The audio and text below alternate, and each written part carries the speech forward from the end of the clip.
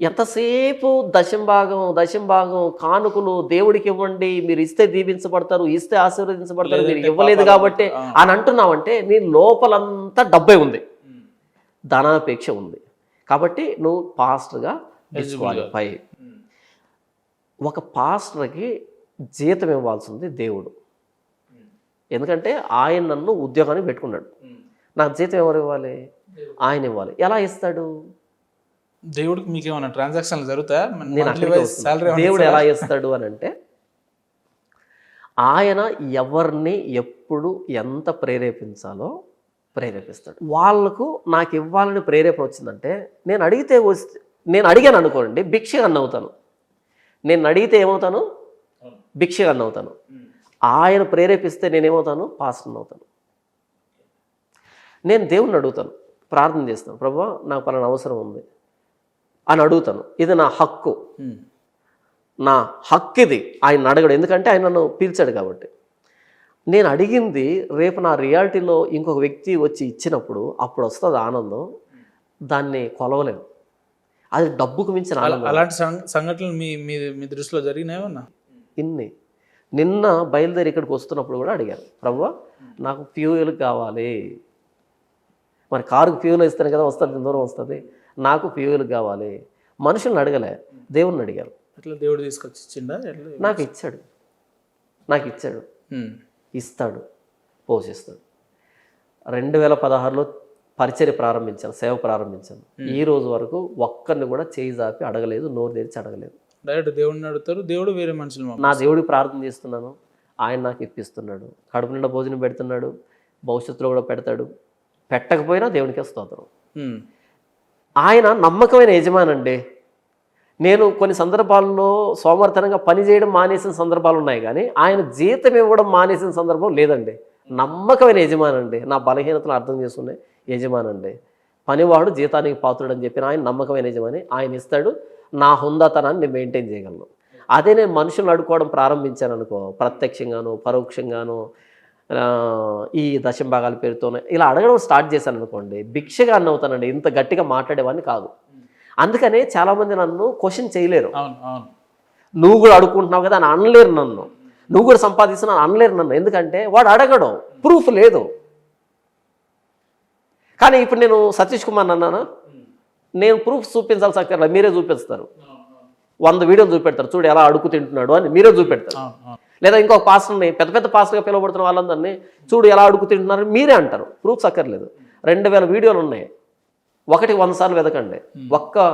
ఒక్క చోట కూడా నాకు డబ్బు ఇవ్వండి, నేను కష్టాల్లో ఉన్నాను, నేను నా దేవుని సేవకు ఇవ్వండి నేను ఎప్పుడు అడగలే. దేవుని సేవకు మిమ్మల్ని నేను ఎందుకు అడుగుతాను? ఆయన్ని అడుగుతాను. ఆయన ఎవరిని ప్రేరేపిస్తాడో, ఎలా ప్రేరేపిస్తాడో, అది ఆనందం అంటే, అది గర్వం అంటే, అది అతిశయం అంటే. దేవుడు ఇస్తున్నాడు తీసుకుంటున్నా అనేది అతిశయం. అంతేగాని మనుషుల్ని ప్రేరేపించి వాళ్ళ దగ్గర నుంచి లాక్కొని అది అడుక్కు తినే లక్షణం అది. ఇప్పుడు చాలా మంది అదే. మీకు మాట చెప్పనా, ఈ 3 నెలల క్రితం ఎప్పుడైతే ప్రవీణ్ పగడాల గారు, ఆయన పాస్టర్ కాదు, ప్రవీణ్ పగడాల గారు పాస్టర్ కదా, ఆయన అపాలజిస్ట్, చాలా మంది తప్పుగా అర్థం చేస్తున్నారు.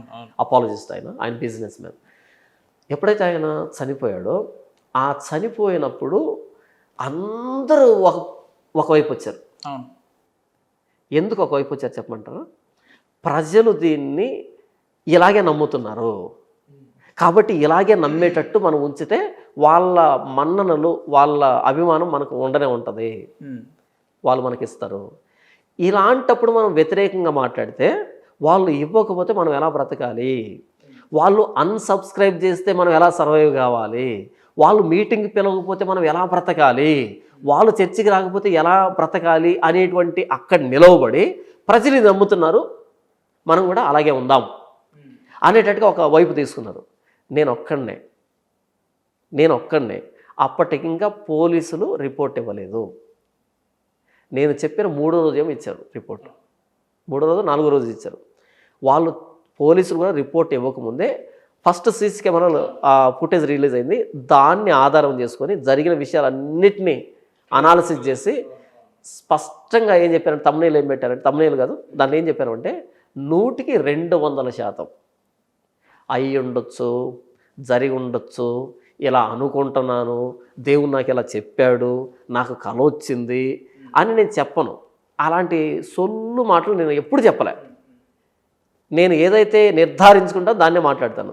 100కి 200% ఇది ప్రమాదం, హత్య కాదు అని చెప్పాను.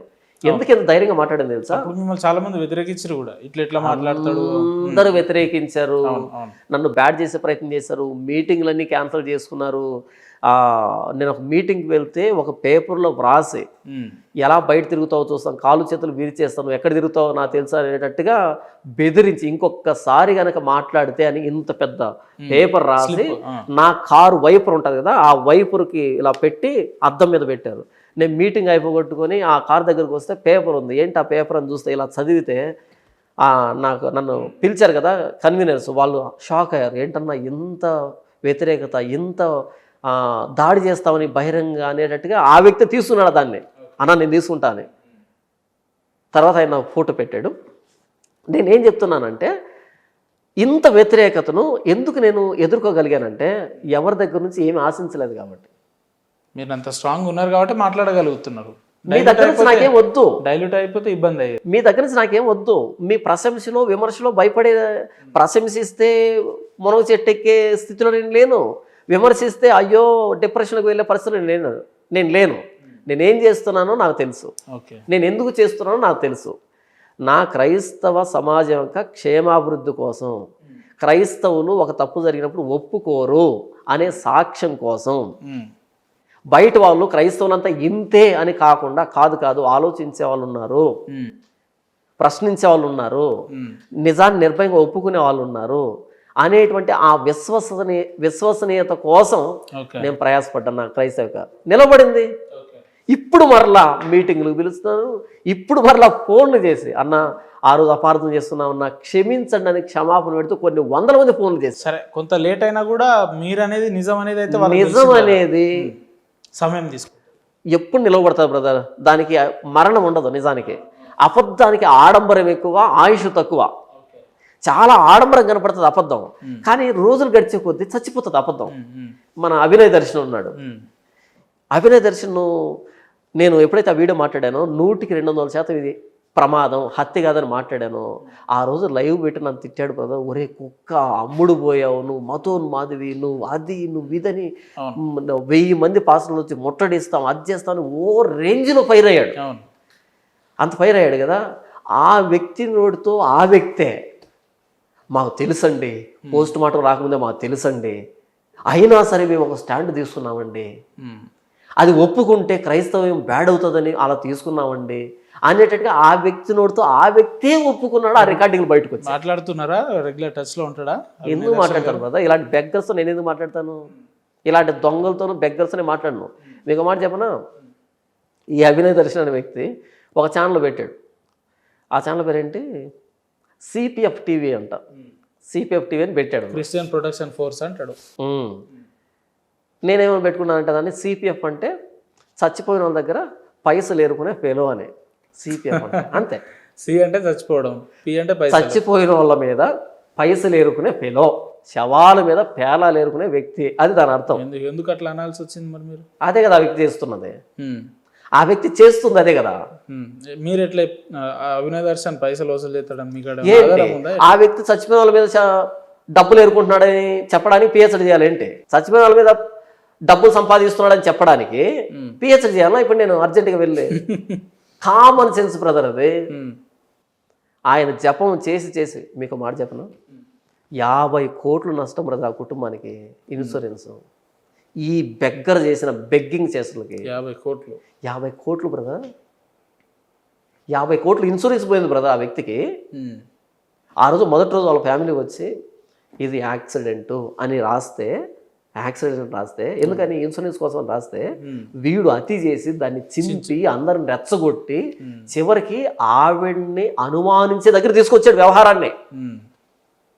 భార్య సహకరించట్లేదంటే ఏదో ఉంది ఇక్కడ అనేటట్టుగా బయట వాళ్ళకు పోర్ట్రే చేసి దాన్ని చిత్రీకరించి ఆవిడ బలవంతంగా పోస్ట్ మార్టంకు అంగీకరించేటట్టుగా చేసి ఆ పోస్ట్ మార్టం రిపోర్ట్ అంతా ప్రపంచమంతా తెలిసేటట్టుగా 50 కోట్లు నష్టం బ్రదర్.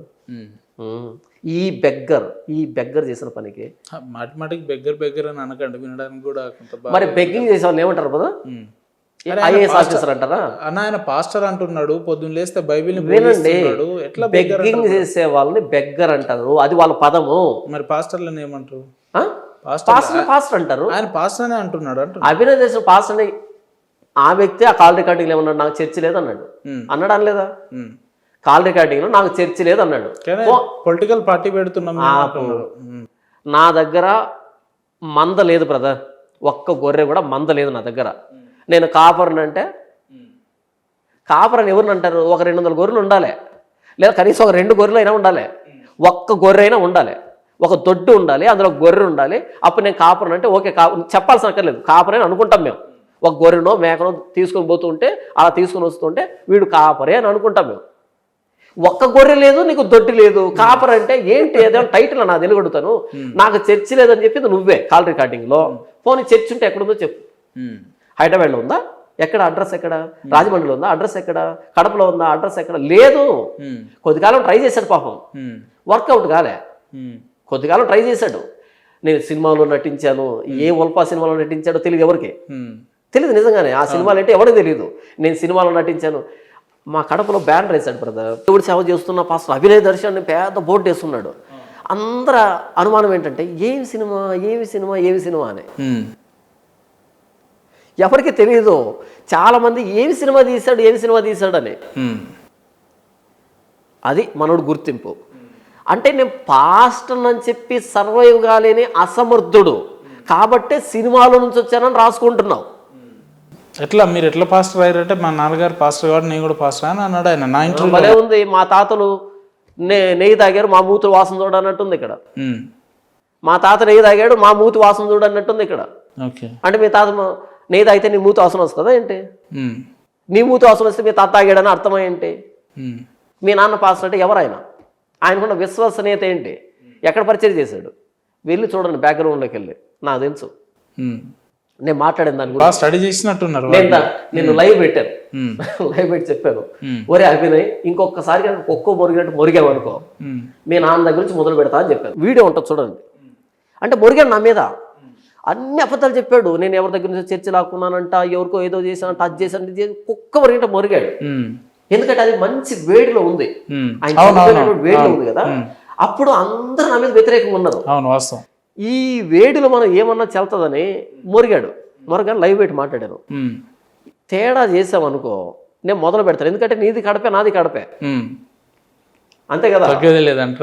అమ్మగారి భాగవతం మేనమాకు తెలీదా? అంతే కదా. అమ్మగారి భాగవతం. కానీ మీలాంటి పాస్టర్లు దేవుని యొక్క గొప్పతనం ప్రజలకు చెప్పాల్సింది పోయి ఇంకా మీరే వ్యక్తిగతంగా దూషణలు చేసుకుంటూ వీడియోలు పెట్టుకుంటూ కొట్టుకుంటూ అంటే ఎటు పోతుంది? మంచి ప్రశ్న అడిగావు ఉపేంద్ర. అంటే మీరే కొట్టుకుంటే అంటే ఇంతసేపు మంచిగా అడగలేదా అన్న? ఇది పనికొచ్చే ప్రశ్న, చాలా మందికి ఉండేటువంటి ప్రశ్న ఇది. పాస్టర్లుగా మీరు అనుకుంటున్నారేంటి? Okay right. చర్లపల్లి జైలు ఉందా? చర్లపల్లి జైలు ఉంది, లేకపోతే తిహార్ జైలు ఉంది, లేకపోతే ప్రతి మండలానికి ఒక పోలీస్ స్టేషన్ ఉందబ్బా. ఇంత పోలీస్ స్టేషన్లో ఉన్న వాళ్ళంతా ఇండోనేషియా వాళ్ళు, బంగ్లాదేశ్ వాళ్ళు, పాకిస్తాన్ వాళ్ళు, అమెరికా వాళ్ళు, వీళ్ళు ఉన్నారా లేకపోతే మన ఇండియన్స్ ఉన్నారా లోపల? ఇండియన్స్. అదేంటి మన ఇండియన్స్ మనమే లోపల పెడతామా? మన ఇండియన్స్ మీద మనమే కేసు పెట్టి, మన ఇండియన్స్ మీద మనమే కోర్టుగా నడిపించి, మన ఇండియన్స్ మీద మనమే యావజ్జీవ కఠిన కారాగార శిక్షలు వేసి, ఉరి శిక్షలు వేసి మనం చేయొచ్చా మన ఇండియన్స్ని? తప్పు చేస్తున్నారు కాబట్టి శిక్ష పడాల్సిందే అన్నట్టు. అంటే మన ఇండియన్స్ అని తప్పు దగ్గర చూడం, అంతే కదా. జేబు దొంగలు ఉన్నారు జాగ్రత్త అని కింద పాకిస్తాన్ వాళ్ళ ఫోటో ఎందుకు పెట్టేది మీరు? ఇండియా వాళ్ళ ఫోటో ఎందుకు వేస్తున్నారు మీరు అసలు? అంటే జేబు దొంగలు ఇండియాలో కూడా ఉంటారు, మర్డర్ చేసే వాళ్ళు ఇండియాలో కూడా ఉంటారు. అందుకని పెద్ద పెద్ద జైలు పెట్టారు. తిహార్ జైల్లో ఉండే వాళ్ళు ఎవరు ఇంతకీ? అపర మేధావులు. 200 కోట్లు 300 కోట్లు స్కామ్ చేసిన వాళ్ళు తిహార్ జైల్లో ఉంటారు. అంత మేధావిని తిహార్ జైలు ఎందుకు పెట్టావు? భారతీయుడే మళ్ళీ భారతీయుడే. ఇక్కడ మనం మీరు పాస్టర్లా కాదు ప్రశ్న. వాక్యానికి పక్కకి వెళ్తున్నావా, వాక్యాన్ని సమాంతరంగా వెళ్తున్నావా, అదే ప్రశ్న. ఇది ప్రమాణం. ఈ ప్రమాణాన్ని మీరినప్పుడు వాడు పాస్టరో విశ్వాసో ఇంకొకటి చూడం. దీన్ని మీరినప్పుడు చూడం అబ్బా, అంతే. దీన్ని మీరినప్పుడే గౌరవం. దీన్ని మీరితే పాస్టర్ అంటే అంతమించే ప్రశ్నతో అంటే నువ్వు పాస్టర్వి నేను పాస్టర్ని కాబట్టి నువ్వు ఏ దరిద్రం చేసి నేను చూస్తూ ఊరుకుండాలనా? ఇదేమన్నా అత్తగారిలా క్రైస్తవం అంటే నీ ఇష్టం వచ్చినట్టు నువ్వు బిహేవ్ చేయడానికి, నా ఇష్టం వచ్చిన నేను బిహేవ్ చేయడానికి కాదు. మరి ఇది ఎందుకు? ఇప్పుడు 2-4 అని టీచర్ బోర్డు మీద చెప్పింది. తనకి పిల్లలే ఫీజు ఇస్తున్నారు, వాళ్ళు ఇచ్చే ఫీజే తను తీసుకుంటుంది. ఎగ్జామ్ పెట్టింది, 100 మందికి ఎగ్జామ్ పెడితే 99 మంది రాశారు. 2-2 అని ఒకటి రాశాడు, 6 అని ఒకటి రాశాడు, 3.9 అని ఒకటి రాశాడు, 1 అని ఒకటి రాశాడు, 100 అని ఒకటి రాశాడు. ఒక్కడ మాత్రం 2-4 అని రాశాడు. ఇప్పుడు ఆవిడ 99 మంది తప్పు రాశారు, వీళ్ళందరికీ రెడ్ పెన్తో ఇంటూ కొడితే వీళ్ళు ఇచ్చే డబ్బే కదా మనం తీసుకుంటున్నది, మన స్కూల్ పరువే కదా పోయేది, 99 మంది ఫెయిల్ అయ్యారంటే అని అన్నిటికీ రైట్ కొట్టుకుంటూ పోయింది అనుకో. అదే నిజం అనుకుంటున్నాను. అప్పుడు నువ్వు ఏం తయారు చేస్తున్నావు అంటే పనికి రాని ఇంజనీర్లను తయారు చేస్తున్నావు, పనికి రాని డాక్టర్లను తయారు చేస్తున్నావు, పనికి రాని ప్రొఫెసర్లు తయారు చేస్తున్నావు, పనికి రాని రాజకీయ నాయకులు తయారు చేస్తున్నావు, అసమర్థులను తయారు చేస్తున్నావు. 99 మంది తప్పు రాసినా, 100 మంది తప్పు రాసినా, అది నీ స్కూల్ అయినా వాళ్ళే నీ ఫీజు ఇచ్చినా ఇంటూ కొట్టాలి, అది నీ బాధ్యత, నీ వృత్తి ధర్మం. అలాగే నేను పాస్టర్ అబ్బా, దీనికి తేడాగా కనిపించాడు, ఆడికి రెస్పెక్ట్ ఇవ్వను, వాడిని ఎక్స్పోజ్ చేస్తాను, వాడి గురించి మాట్లాడతాను. ఓకే, నేను మాట్లాడింది తప్పు అనిపిస్తే బైబుల్ తీసుకొని నేను మాట్లాడింది ఎలా తప్పో నిరూపించు, అంత సామర్థ్యం లేకపోతే సైలెంట్ కూర్చో. అంతేగాని పాస్టర్లే అంటే అనకూడదా? పాస్టర్లు అనకూడదా? పాస్టర్ ఇంకో పాస్టర్ అంటున్నాడంటే నీకు అంత ఇంట్రెస్ట్ ఉంటే కూర్చొని ఎవరిది వాస్తవం ఆలోచించు, నాకు అంత టైం లేదంటే ఓకే నీ పని చేసుకో. అంతేగాని పాస్టర్లు అనుకుంటారంటే అంటాం, ఎందుకంటే మాకు ఒక ప్రమాణం ఉంది. ఇది లేకపోయి ఉంటే ఓకే ఆయనకి అలా అనిపించింది, నాకు ఎలా అనిపించింది అనుకుంటాం. ఇది ఉంది కాబట్టి నీకు అనిపించింది నువ్వు చేసేదానికి వీల్లేదు, నాకు అనిపించింది నేను చేసేదానికి వీల్లేదు. ఇద్దరం కలిసి ఇది దగ్గరికి రావాలి, దీనికి సాగిలు పడాలి, ఇది చెప్పినట్టు చేయాలి, అంతేనా? ఓకే, అభినయ్ లాంటి వాళ్ళని లేదంటే ఇప్పుడు వస్తున్న పాస్టర్లను విమర్శిస్తే ఓకే, కానీ మీరు ఒకనొక సందర్భంలో క్రిస్టియానిటీని తన భుజాల మీద వేసుకున్న వ్యక్తులను కూడా విమర్శిస్తారు కదా మీరు. కేపాల్ లాంటి వాళ్ళని కానీ, వ్యక్తి ఎవరు ఉన్నారు? కేపాల్ లాంటి వాళ్ళు లేంటి ఇంకా మేము మాట్లాడితే దేశ యుద్ధాలే ఆగిపోతాయి అని అంటారు, గ్లోబల్ పీస్ అంబాసిడర్ అని చెప్పుకుంటారు కదా, మరి వాళ్ళని కూడా విమర్శించారు మీరు. ఇది ఎట్లా? ముంగిసా పావును ఎలా చూస్తుంది అంటే, అరే మీ కంపారిజన్ భలే ఉందండి అసలు. అంటే అర్థం కావాలి, ప్రజలకి అర్థం కావాలి. అంటే నేను కేపాల్ గారితో కూడా ఇంటర్వ్యూ చేసిన, చెయ్యండి ప్రాబ్లం లేదు, కేపాల్ ఎదురు కూర్చున్నా సరే ఇలాగే అడుగుతాను నేను.